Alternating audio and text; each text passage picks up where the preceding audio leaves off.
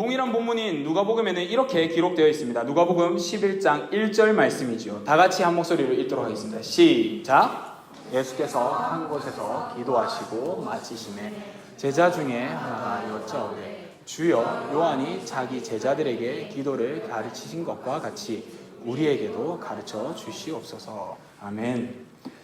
제자들이 기도를 배우고 싶었고 예수님께서 가르쳐 주셨습니다. 아무렇게나 기도해도 된다면 그저 그냥 내 이름으로 그리야 구하라, 그리하면 주겠다 라는 말에서만 그만뒀어야 되겠지만 예수님께서는 기도를 가르쳐 주셨습니다.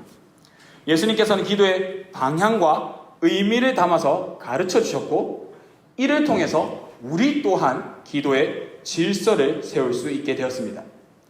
예수님께서 주신 질서 있는 기도가 성경에 기록되었고 이를 통해 우리는 하나님은 말씀의 질서를 따르는 기도를 받으신다는 사실을 알게 됩니다. 앞으로 우리는 기도에 하나님의 질서를 하나하나 배워갈 것입니다. 이 기도에 하나님의 질서를 하나하나 세워나가며 우리들의 기도가 하나님의 질서에 부합한 기도를 하게 될 것입니다. 그렇게 해서 하나님께 기도에 힘쓰며 청년부가 기도의 부흥이 그냥 마냥 기도의 부흥이 일어나게 하여 주시옵소서 이렇게 하는 것이 아니라 진짜 말씀을 통해서 배우며 알게 되며 기도의 부흥이 일어나기를 소망합니다. 6월이라는 짧은 기간이지만 주기도문 예수님께서 가르쳐주신 기도를 통하여 하나님과 더욱 가까워지는 저와 여러분들이 되기를 소망합니다. 먼저 상황을 살펴보면 예수님께서 기도를 가르쳐 주십니다. 본문 9절에 이렇게 적혀 있지요. 그러므로 너희는 이렇게 기도하라. 그러므로라는 말은 앞에 있는 상황을 그대로 받는다라는 말입니다. 그러면 앞에서 예수님께서 무엇을 말씀하시고 난 다음 이 기도를 가르쳐 주신 걸까요? 그 상황은 다음과 같습니다. 이렇게 기도해야 할 것보다 앞서서 이렇게 기도하면 안 된다라는 경고를 먼저 던지셨지요. 쫓아가면 안 되는, 닮으면 안 되는, 하나님께서 거부하시는 기도는 어떤 기도일까요? 앞서서 내용을 정리하면 이렇게 정리할 수 있습니다. 첫째, 사람들에게 보이려고 기도하지 말아야 합니다. 둘째, 중언부언하는 말, 그러니까 많은 말을 담아서 기도하지 말라고 하십니다. 5절에 보면 다들 성경 있으시면 5절을 볼 수 있으실 텐데 5절을 요약하면 다음과 같습니다. 남들에게 보이고 싶어서 기도하는 사람들이 있다라는 거죠. 기도의 행위를 경계하라는 단순한 문자적인 메시지가 아닙니다. 예수님은 다른 사람들에게 자신의 모습을 드러내면서 기도하려는, 자기 자랑하려는 그러한 자들의 중심을 보시고 경고를 하시는 거죠. 우리는 그 중심을 볼 수 없습니다. 그런데 예수님께서 경고하시길 그 중심을 경고하십니다. 사람들 앞이라고 기도를 그만둬야 될까요? 아닙니다. 방금 말씀드렸듯이 예수님 그 중심을 보시고 경고를 하신 것이고 우리는 사람들 앞이라도 기도해야 합니다. 그렇게 남들에게 보이기 위한 기도를 예수님께서는 쫓아가면 안 될 모습이라고 알려주셨습니다. 그리고 7절에 중언부언하며 기도하는 자들이 있죠. 여기서 중언부언이란 말은 쓸모없고 목적도 없는 말이라는 것입니다. 의미와 목적이 없는 말을 기도에 계속 첨가하는 거죠. 아무 의미 없이 그냥 어디서 주워 들은 거, 마음으로도 우러나오는 거 없이 그냥 멋들어지게 하려는 그러한 기도, 화려해 보이게 만들려는 기도를 주님께서는 하지 말라라고 경고하십니다. 그게 또 어떤 기도인지 예문은 주시지 않습니다. 그런데 알아들을 수 있을 만한 의미로 전해주시는 것이죠. 큰 골자를 예수님께서 제시하셨습니다. 이 경고를 기억한다면 우리도 기도를 멋들어지게 쓰려는 것이 아니라 멋들어지게 쓰려고 정성을 다한다든지 혹은 노력을 다한다든지 그러면 안 되겠죠. 우리는 목적과 의미를 담은 기도를 해야 합니다. 기도문을 작성할 때 그러면 조금 더 줄어들겠지요. 전도사님 왜 그렇게 깁니까? 하나하나 생각하니까 그렇게 나오더라고요. 그럼 여러분들도 길어지겠지요. 길이가 중요한 게 아닙니다. 그 의미와 목적이 명쾌하냐, 하느님이 드러내신 것이냐라는 것이죠. 자, 그렇게 어떤 기도가 목적과 의미가 드러나는 기도인지 예수님께 가르쳐달라는 제자들의 요청에 즉 예수님께서 응답하신 것입니다. 그러므로 라고 응답을 하신 것이죠. 그 기도가 우리가 흔히 하는 주 기도문입니다. 예수님께서 하신 기도가 아니라 예수님께서 가르쳐 주신 기도이지요. 그 내용을 우리가 6월 동안 함께 살펴보고 더욱 기도의 목적과 의미를 알아서 하나님과 소통하는 우리가 되기를 소망합니다. 자, 그러면 9절을 함께 한 번 더 읽어보도록 하겠습니다. 마태복음 6장 9절입니다. 시작! 하늘에 계신 우리 아버지여, 이름이 거룩히 여김을 받으시오며. 아멘. 우리가 읽은 이 내용을 주기도문의 서문이라고 합니다. 글의 시작이지요. 이 시작의 핵심 문장은 이러합니다. 하늘에 계신 우리 아버지요. 영어로는 Our Father in Heaven. 원어로 직역하면은 이런 느낌입니다. 아버지, 우리 하늘에 계신. 이렇게 얘기할 수 있습니다. 근데 한글 성경은 부드럽게 그 의미를 담았지요.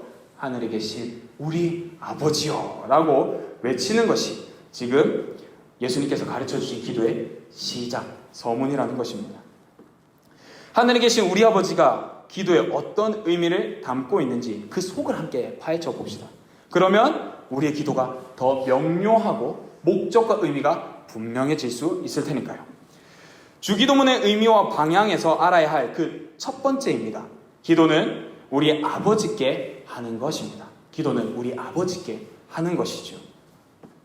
기도는 다른 이에게 하는 것이 아닙니다. 허공의 외침으로 아무 신이 주어 듣겠지 하면서 하는 게 기도가 아니라는 거예요. 기도의 목표와 방향은 명확해야 합니다. 달리기를 할 때 뭐가 중요합니까? 그렇죠. 고린 지점. 그 말은 즉슨 방향이 중요하다는 거죠. 아무리 빨라도 반대로 달리면 의미가 없습니다. 옆으로 달려도 의미가 없습니다. 고린 지점. 그 목표를 정확하게 설정하고 그 방향을 바로 잡아야지 도착이란 것도 할 수 있고 고린, 그리고 그 목적을 성취할 수 있다는 거죠. 기도도 마찬가지입니다. 기도는 하나님께 드리는 것입니다. 기도라는 것이 세상에선 많은 정의를 주는지 모르겠지만 우리가 아는 정확한 의미는 기도는 하나님께만 드려집니다. 편지의 수신자를 명확하게 하나님으로 인식하고 그 기도를 발송해야 된다는 거죠. 거기에 예수님은 하나님의라는 글자 그 앞에, 편지에 하나님이라는 그 글자 앞에 이 단어를 붙이기를 우리들에게 가르쳐 주십니다. 바로 우리 아버지이지요. 하나님을 아버지라 부를 수 있는 자는 하나님의 가족이어야 합니다. 가족이 아닌데 지금 제가 만일에 장로님한테 가서 아빠 이러면 장로님 지금 어떻게 생각하겠습니까? 목사님한테 가서 아빠 이러면은 얼마나 기겁하겠습니까? 그거와 마찬가지입니다. 하나님을 아버지라 부르려면 진짜 가족이 되어야 합니다. 근데 가족은 단 한 명밖에 없죠. 단 한 분밖에 없습니다. 누구십니까? 예수 그리스도이십니다. 그 유일무이한 아들이, 그 아들께서 우리들에게 가르쳐 주시는 겁니다. 이렇게 기도해라. 근데 거기에 하나님, 아버지라 부를 수 없는 분을 뭐라고 부르라고 합니까? 우리 아버지라고 부르라고 하십니다. 우리 아버지께 기도하라는 거죠. 너와 나의 아버지께 기도하라고 가르쳐 주십니다. 여기엔 말씀 구절에 전제 조건이 있습니다. 그냥 우리 아버지께 기도하면 되냐? 아닙니다. 여기에 전제 조건이 있습니다. 요한복음 13장 20절 말씀이죠. 다 같이 읽어보도록 하겠습니다. 시작! 내가 진실로 진실로 너희에게 이르노니 내가 보낸 자를 영접하는 자는 나를 영접하는 것이요 나를 영접하는 자는 나를 보내신 이를 영접한 것이니라. 아멘. 아멘 아멘 하면 너희에게 이르노니. 저 진실로가 아멘이란 말입니다. 아멘 아멘 하면 너희에게 이르노니 내가 보낸 자를 영접하는 자는 누굽니까? 누굴까요? 이거 맞출 수가 있을까요? 성령님이죠. 지금 머릿속으로 역시라고 했으면 대단한 지식을 가지고 계십니다. 내가 보낸 자, 성령님을 영접하는 자는 나, 곧 예수 그리스도, 구원자를 영접하는 것이요 나를, 예수 그리스도를 영접하는 자는 나를 보내시니 성부 하나님을 영접하는 것이라 라는 것입니다. 너희들에게 지금 성령이 있고 그리고 그것을 영접하는 자는 나를 만난다. 그리고 나를 만난 자는 내 아버지를 만났다. 그렇게 우리가 하나님 안에서 믿음으로 가족이 될 수 있었다는 거죠. 성령님을 만나고 예수 그리스도를 구원자로 만나려면 죄의 비참함을 아는 자만이 예수 그리스도를 유일한 구원자로 고백할 수 있죠. 그렇게 내가 비참한 존재다, 난 죄인이다라고 고백하는 자는 하나님을 아버지라고 부를 수 있다라는 것입니다. 그 사실을 주기도문에 담으셨습니다. 죄인은 할 수 없습니다. 죄인은 하나님께 닿을 수가 없습니다. 그런데 예수님께서 찾아오셔서 이루신 구원 사역, 그것으로 그리스도라는 단어가 하나도 없지만 주기도문에는 생명의 길이 선명해 보이는 거죠. 우리 아버지, 내 아버지인데 너희들에게 허락한다. 그러려면 너희가 나를 구원자로 믿어야 한다 라는 것이 담겨 있다는 겁니다. 이것을 우리가 입술로 고백하는 것이죠.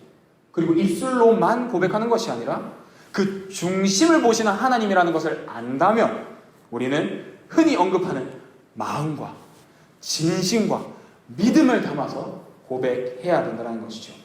하늘에 계신 우리 아버지라고 말이죠.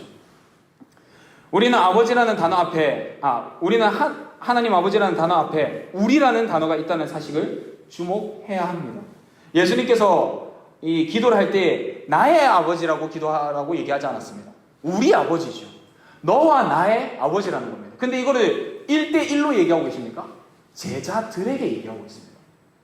너와 나의 모습이 예수님 닮아서 함께 해야 된다. 지금 너랑 나만의 얘기하는 것이 아니라 우리의 아버지라는 것을 알려주고 계십니다. 이것은 공동체성을 의미합니다. 하나님을 사랑하고 내 이웃을 사랑하라. 내 이웃을 사랑하라는 공동체성을 발견할 수 있죠. 언제부턴가 기독교인들은 개인전을 치르고 있습니다. 놀랍죠? 안 놀랍습니까? 정말 놀라운 사실입니다. 신앙생활에서도 개인전, 기도 생활에서도 개인전, 축하와 위로와 시기와 질투도 개인전으로 하고요. 시기 질투는 개인전이 아니죠. 그건 단체전으로 합니다. 놀랍게. 분명 하나님은 기도를 가르쳐 주실 때 단체전을 가르쳐 주셨습니다. 우리는 그런데 기도를 어떻게 사용합니까? 개인적으로 사용한다는 거죠. 저는 우리 청년부가 세상이 알려준 대로 개인전을 치르기를 원치 않습니다. 예수님께서 가르쳐 주신 대로 단체전을 위해서 그 기도 제목을 함께 나누었으면 좋겠다라는 거죠. 그건 뭘 나눠요? 그건 예수님께서 하신 말씀이 저는 와닿습니다. 그렇다면 저와 여러분들은 상관이 없습니다. 발을 씻겨줄 때 해주셨던 예수님의 말씀이죠. 여러분들이 저를 교역자로 생각하지 않는, 꼭 다 써라는 건 아닙니다. 못 쓸 수도 있어요. 너무 마음 어려워하지 않으셔도 됩니다. 부끄러울 수도 있고 힘들 수도 있으니까요. 단 우리가 이렇게 단체전이 아니라 개인전으로 계속 신앙생활을 할 거라면 과연 하나님께서 그것을 원하시냐라는 겁니다. 주기도문에는 단체전을 의미하고 있기 때문이죠. 기도를 가르쳐 주실 때 우리 아버지로 하나님을 알리셨습니다. 우리는 한 아버지에게서 나온 하나님의 자녀들입니다. 곧 예수님의 피값으로 이어진 영적 가족입니다. 그렇기 때문에 우리는 서로를 위한 기도를 끊어선 안 될 것입니다. 우리 아버지, 예수님께서 가르쳐 주신 기도에 담긴 영적 가족의 공동체성을 의미합니다. 사랑하는 우리 청년부 부원 여러분, 기도는 우리 아버지께 하는 것입니다. 닿을 수 없었던 하나님과의 그 관계를 화평하게 만들어주신 그리스도의 은혜를 잊지 않아야 하며 늘 감사하며 그분께 나아가야 할 것입니다. 또한 기도는 늘 공동체적이므로 나만의 유익만 찾고 말하는 것이 아니라 서로를 위한 기도를 멈추지 않는 우리 공동체가 되기를 소망합니다. 이 정도면 아멘 한번 할 수 있는데 쉽지 않습니다. 동의하는 사람이 많이 없는가 봐요. 주기도문의 의미와 방향에서 알아야 할 그 두 번째입니다. 기도는 하늘에 계신 이에게 하는 것입니다. 기도는 하늘에 계신 이에게 하는 것. 하나님께서 하늘에 계신다는 말은 하늘에 갇혀있는 아버지로 이해할 수 없습니다. 누군가는 이해할 수 있습니다. 그러나 이 하늘은 하나님의 전능하심을 의미하고 있습니다. 왜냐하면 무한한 하나님을 하나님이 어떻게 담을 수 있겠습니까? 하늘이 어떻게 담을 수 있겠습니까? 그것을 역대하 2장 6절 상반절이 고백하고 있습니다. 역대하 2장 6절 상반절 우리 함께 읽어보도록 하겠습니다. 시작. 누가 능히 하나님을 위하여 성전을 건축하리요. 하늘과 하늘에 대하여라도 주를 용납하지 못하겠거든. 아멘. 지금 하늘은 하나님이 다 담을 수가 없습니다. 그렇기 때문에 우리가 의미하는 이 하늘은 하나님의 전능하심이지요. 예수님은 하나님의 전능하심을 제일 잘 드러내기 위하여서 하늘이라는 표현으로 그분의 전능하심을 기도 속에 담아 고백하게 하셨습니다. 우리는 그 기도를 듣고 배운 것이죠. 우리의 기도를 받으시는 아버지는 전능하십니다. 전능하실 뿐 아니라 가장 지혜롭기까지 하십니다. 얼마나 지혜롭냐면 고린도전서 1장 25절은 우리 아버지를, 하나님 아버지 이렇게 고백합니다. 다 같이 읽어볼까요? 시작. 하나님의 어리석음이 사람보다 지혜롭고 하나님의 약하심이 사람보다 강하니라. 아멘. 이 말씀 우리는 믿습니다. 이렇게 우리가 하나님 아버지를 믿는다면 나의 방법과 하나님의 방법 중 어느 것이 선할까요? 어느 것이 옳을까요? 나의 뜻과 하나님 뜻 중에 어느 것이 선할까요? 어느 것이 옳을까요?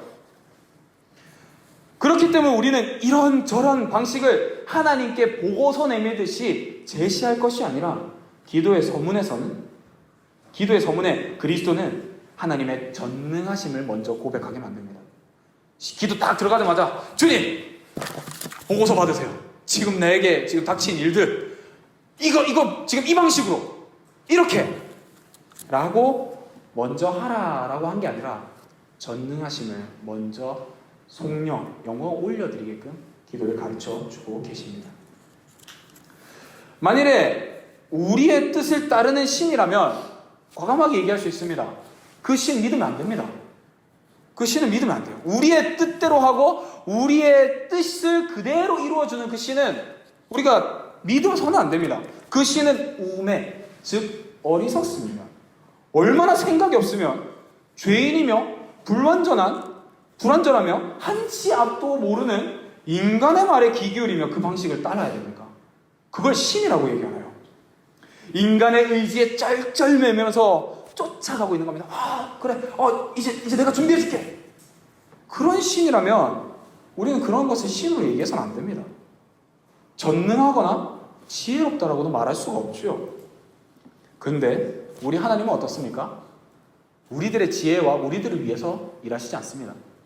이것을 여러분들이 설교를 통해서 어떻게 들으셨는지 모르겠지만 신앙 고백서에는 명확하게 드러나 있습니다. 하나님은 자신의 뜻과 자신의 영광을 위해서 일하십니다. 그런데 그분이 사랑이시기 때문에 우리가 그 영광과 그 인도하심에 기쁨으로 참여할 수 있는 것이죠. 그분은 사랑이셔서 그분의 영광과 지혜를 따라 일하는 것을 통해서 그분은 사랑이셔서 예수 그리스도를 보내주셨습니다. 그렇게 하여서 하나님을 향한 기도를 가르쳐 주셨고 가르쳐 주시고 난 이후의 시간에서는 우리들의 죄를 씻어 주시기 위하여서 십자가에 못 박혀 돌아가셨습니다.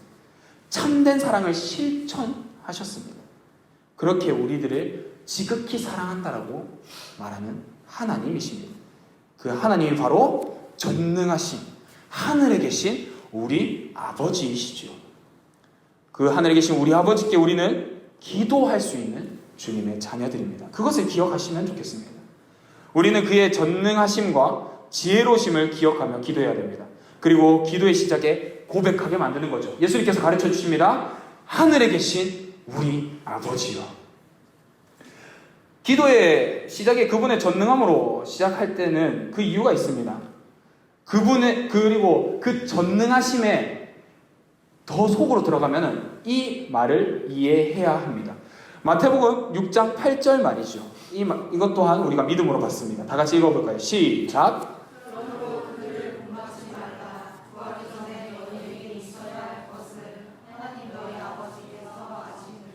아멘. 하나님은 전능하십니다. 어리석지도 않고 무능력하지도 않습니다. 그분은 전능하셔서 뭐라고 얘기합니까? 구하기 전에 너희에게 있어야 할 것을 하나님 너희 아버지께서 아신다라고 얘기해주고 계십니다. 그러면 우리가 평소에 생각했었던 잘못된 습관 중에 하나도 있겠죠. 말을 많이 할 필요 없겠죠. 거기엔 이런 것도 있습니다. 나 이거 기도 제목 때 기도 안 했다. 어떡하지? 하나님께서 안 들어주시는 거 아니야? 아, 내 그거 기도했어야 되는데 그 기도 시간에 못했네. 아, 하나님께서 못 들으셨겠다. 이 말 자체가 하나님을 전능하다라고 보지 못하고 있는 것입니다. 하나님은 이미 우리들의 입술에서 나오기 전부터 너희에게 있어야 할 것을 아는 그러한 전능하신 하나님이십니다. 하늘에 계신 우리 아버지는 자녀들의 필요를 정확하게 아십니다. 우리가 필요한가라고 생각하기 그 전부터 우리들의 필요를 아시는 분이시지요. 그렇게 해서 로마서 8장 26절에 이렇게 얘기하십니다. 로마서 8장 26절 다 같이 읽어볼까요? 시작! 도우시나 우리는 마땅히 기도할 바를 알지 못하나 오직 성령이 말할 수 없는 탄식으로 우리를 위하여 친히 간구하십니다. 아멘. 거의 다 죽어갑니다 지금. 왜 이리 죽어갑니까? 지금 말 많이 못해서 혹은 내 기도 중에 그 말을 빼먹어서 못 들으시나? 아니요. 하나님께서는 이미 우리 안에 계셔서 우리들을 대신하여 우리들을 위하여 우리가 그 빠진 부분까지도 대신하여 기도하고 계신다라고 얘기합니다. 성령 하나님께서 우리들의 연약함 속에서 일하고 계신다는 거죠. 우리는 연약합니다. 방금 아까 앞서서 얘기했던 것처럼 우리들의 뜻을 따르고 우리들의 생각대로 해주는 신은 우리는 믿으면 안 됩니다. 왜냐하면 그것은 신이 아니기 때문에요. 우리는 불완전하고 우리는 미래를 한 치 앞도 모르는 인간이자 죄인이기 때문에 우리들의 뜻을 따르면 안 됩니다. 그렇다면 우리들이 생각하는 그 기도 제목 여러 가지 중에 그것 중에 옳은 것이 얼마나 있을까요? 우리는 한 치 앞도 알 수 없습니다. 그것이 또한 우리들의 연약함이죠. 그 연약함 속에서 누가 돕고 계십니까? 하나님이 도와주고 계신다는 거죠. 성령님께서 우리가 마땅히 기도할 바를 알지 못할 때에도 말할 수 없는 탄식으로 우리를 위하여 친히 간구하고 계십니다. 제대로 기도하지 못하는 죄인들임을 하나님이 이미 아시고 그렇기 때문에 염려하지 말라 하시는 것이죠. 말씀을 통해서 얘기하시는 겁니다. 내가 구하고 있다. 그런 우리들의 염려가 없음을 통하여서 우리는 모든 일을 하나님 아버지께 감사로 구할 수 있는 거죠.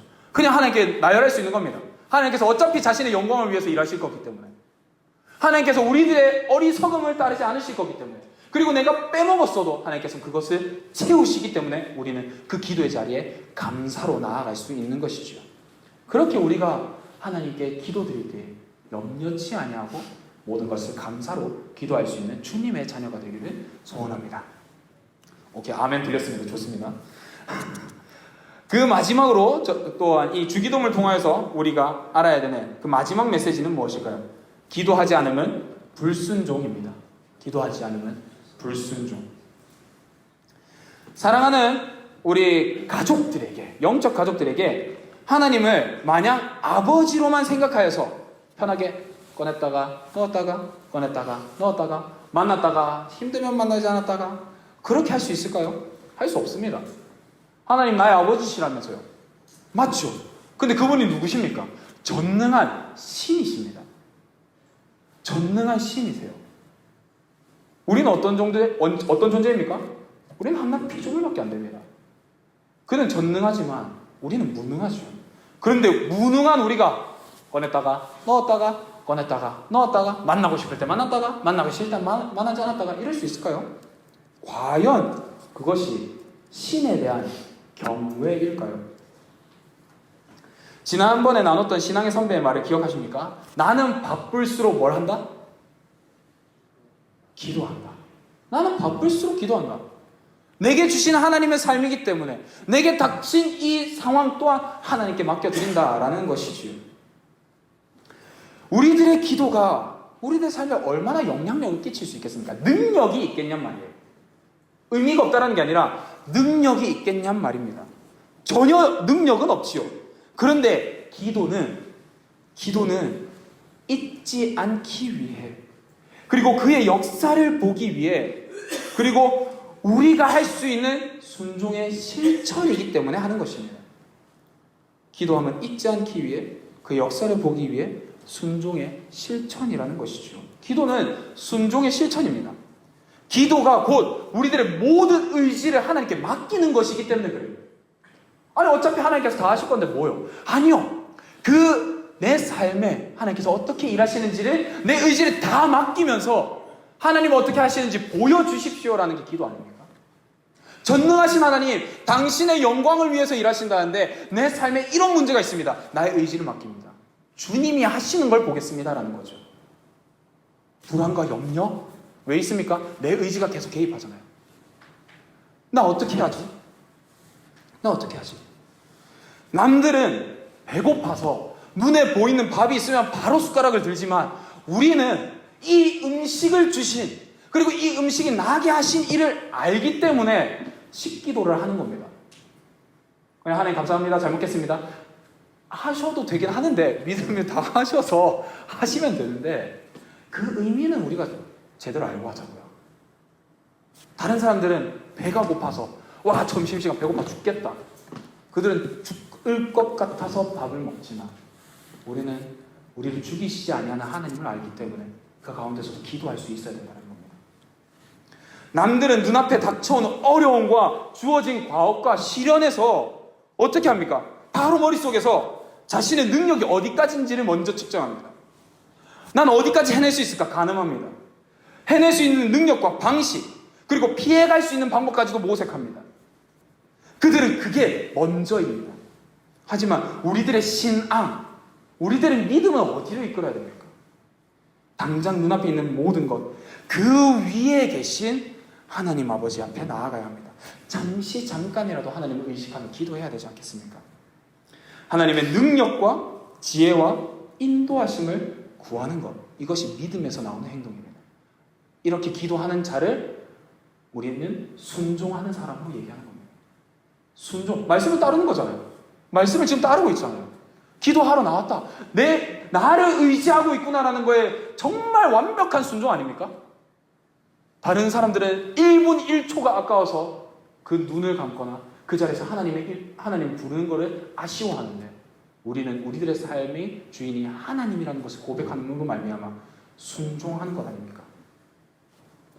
우리는 죄인에게 전적으로 모든 것이 부족하고 완전하지 못한데 나의 믿음은 나를 온전케 하시는 그리스도를 바라보게 만듭니다. 그리스도를 통하여서 난 부족했지. 맞아, 난 죄인이지. 난 죽어 마땅하지. 내가 뭘 할 수 있겠어? 하나님께 의를 구하자. 하나님께 도움을 구하자. 이것이 순종입니다. 이것이 믿음입니다. 이것이 신앙입니다.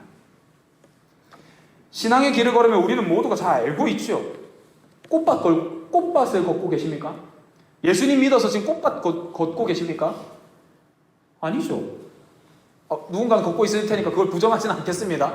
꽃밭을 걷고 계실 수 있습니다. 근데 제가 아는 확신은 그 꽃은 분명히 장미입니다. 가시가 있다는 말이죠. 우리들의 삶에는 시험과 시련, 그리고 고난과 문제들이 끊임없이 놓여 있습니다.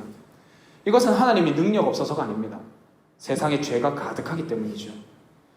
우리는 그 세상 속에서 하나님을 더 의지하기로 행동하길 기도합니다. 우리는 이 기도에서 전능하신 우리 하나님 아버지께서 우리보다 더욱 지혜로우심과 전능하심으로 함께 하심을 경험케 합니다. 그럼 이렇게 질문할 수 있죠. 그러면 전도사님, 우리는 다른 것을 더 이상 구하면 안 됩니까? 아니요, 구하십시오. 많이 구하십시오. 하지만 이것을 우리는 기억합시다. 얻지 못한다고 해서 하나님이 신이 아니라고 말은 하지 맙시다. 보이지 않는다고 해서, 눈앞에 지금 해결되지 않는다고 해서 하나님이 아버지가 아니라고 고백하지 않길 바랍니다. 그것이 우리들의 어리석음인 것이죠. 당장 내 눈앞에 주십시오. 그러면 당신이 신인 것을 믿겠습니다라고 하면 뭐라고요? 믿지 말라고요. 당장 해결해 주십시오. 내 눈앞에 그 증거를 보여주십시오 하면은 하나님이 아버지가 아니실까요? 아니요, 그분은 우리보다 훨씬 지혜로우십니다. 그분은 시간에도 구애받지 않는 하나님이시기 때문에 그렇습니다. 그분은 자녀에게 가장 좋은 것을 자신의 영광을 위해서 주시는 참된 신이시며 우리들의 시간에 넘어서 역사하시는 하나님 아버지이십니다. 그러니 그가 하시는 일을 기대하면서 모든 것을 구하시되 먼저 하늘에 계신 하나님 아버지심을 인정하며 고백할 수 있는 우리가 되길 소망합니다. 그리고 수많은 순간에 우리의 순종은 기도를 하느냐 안 하느냐로 나뉠 것입니다. 왜 그러냐면 예수님께서 먼저 모범을 보여주셨지 않습니까? 복음서를 차라리 많이 읽으십시오. 창세기보다 복음서를 더 많이 읽으세요. 복음서에 기록되기를 예수님은 습관적으로 기도하셨습니다. 습관적으로. 생활 루틴이에요. 자신의 의지를 내려놓는 게, 하나님의 뜻을 구하는 게 생활 루틴이었다니까요. 그리고 새벽 일찍 일어나면 뭐 하셨습니까? 기도하러 가셨습니다. 그 일찍 일어나서 제일 먼저 한 게 기도셨습니다. 다른 업무가 눈앞에 있었을 때 어떻게 하셨습니까? 많은 사람들이, 많은 병자들이 고침받으러 나왔죠. 그러다 고쳐주시다가 중간에 갑자기 컷하셨습니다. 그리고 뭐 하러 가셨답니까? 한적한 곳에 가서 기도하셨답니다. 무엇을 의미하겠습니까? 예수님께서도 인간의 몸을 입어서 우리에게 보여주신 모범은 하나님 우리 아버지를 의지하라는 것이죠. 말씀을 따라 더욱 하나님을 의지하라고, 내가 먼저 모범을 보여주겠다라고 하신 것이죠. 그러면 우리는 그를 구원자로 생각하고, 그가 참된 인간이자 참된 신으로서 우리의 모범이라고 생각한다면 우리는 그를 따르는 것입니다. 그렇게 하나님을 더욱 의지하는 우리가 되기를 소망합니다. 우리 찬양팀 나와주시고요. 말씀을 정리하겠습니다. 수많은 시험과 어려움 속에서 방황하기도 하고 고통스러워하는 우리 청년 여러분, 그럼에도 하나님은 살아계십니다. 여러분들이 믿느냐 안 믿느냐는 중요하지 않습니다. 중요하기도 한데 중요하지 않습니다. 왜냐하면 성경은 이미 고백하기 때문에 그렇습니다. 하나님은 살아계시다. 그 믿음으로 우리보다 지혜롭고 능력 있으신 하나님을 의지하는 기도를 놓지 않기를 바랍니다. 하나님은 우리 아버지이십니다. 공동체성을 말씀하셨고 그리스도를 통해 가족됨을 알려주셨습니다. 하나님은 또한 하늘에 계신 분이십니다. 그는 전능하시고 가장 지혜로우시며 어디에나 계시는 무한한, 무소부재한 하나님이십니다. 이 사실을 믿음으로 말미암아 우리 모두의 기도의 자리가 더욱 풍성해지길 소망합니다.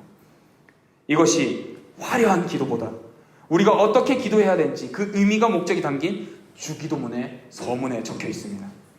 그럼 앞으로 어떻게 기도해야 할까요? 누구와 기도해야 될까요? 무엇을 먼저 기도해야 할까요? 우리는 이 시간 마지막으로 주어진 본문을 믿음으로 읽고 찬양하는 시간을 가지도록 하겠습니다. 마태복음 6장 9절, 오늘의 본문을 다 함께 읽도록 하겠습니다. 시작! 그러므로 너희는 이렇게 기도하라. 하늘에 계신 우리 아버지여, 이름이 거룩히 여김을 받으시오며. 아멘. 이 시간 함께 찬양의 열기 하나님께 찬양합시다.